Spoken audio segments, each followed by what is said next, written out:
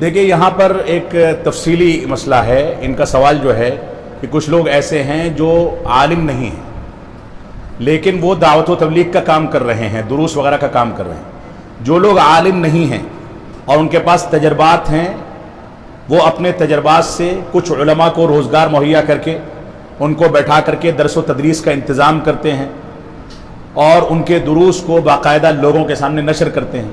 اگر ان کا کام اس حد تک ہے تو وہ قابل مبارکباد ہے. لیکن اگر کوئی شخص عالم نہیں ہے اور اس کے بعد وہ اس طرح کے کام میں آنے کے بعد اپنے آپ کو بھی عالم باور کرائے, لوگوں کے درمیان بیٹھنے لگے, فتویٰ دینے لگے, درس دینے لگے, تو حقیقت میں ایسے شخص کو سننا درست نہیں ہے. کیونکہ اسلام کا یا سلفیت کا ایک ضابطہ یہ ہے کہ جن لوگوں نے کتاب سے علم حاصل کر لیا ہے وہ صحفی ہیں,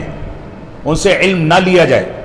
جو لوگ علماء کے دروس میں بیٹھ کر کے باقاعدہ دستوری طریقے سے اصول و ضوابط کے دائرے میں رہتے ہوئے علم حاصل کرتے ہیں اور جنہوں نے علماء کی صحبت اختیار کر رکھی ہے, دین کے اصولوں سے واقف ہیں, عربی زبان سے واقف ہیں, اصول و ضوابط سے واقف ہیں, منہج سلف سے واقف ہیں, گہرائی کے ساتھ اس پر نظر رکھتے ہیں, وہ لوگ اس قابل ہیں کہ ان کو سنا جائے. لہذا اس سلسلے میں وہ تفاصیل آپ کو دیکھنی چاہیے کہ علماء نے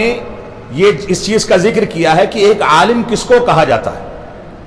اس سلسلے میں آپ میری کچھ کلپس بھی دیکھ سکتے ہیں, شیخ عنایت اللہ سنابلی مدنی حفظہ اللہ کی بھی اس سلسلے میں کلپس ہیں کہ علم دین کس سے لیا جائے. اس کی روشنی میں یہ تعین کی جائے کہ کس سے لینا ہے, کس سے نہیں لینا ہے. اور یہ بات میری یا شیخ عنایت اللہ کی ہے, اس وجہ سے لینا آپ کو میں ہدایت نہیں کر رہا ہوں, بلکہ اس میں کچھ دلائل جمع کر دیے گئے, کچھ کبار علماء کی کچھ باتیں اس میں جمع کر دی گئی ہیں, وہاں سے آپ کو رہنمائی مل سکتی ہے. لہٰذا مسند افتاء یا منبر و محراب یا درس و تدریس کا جو فریضہ لوگ انجام دے رہے ہیں,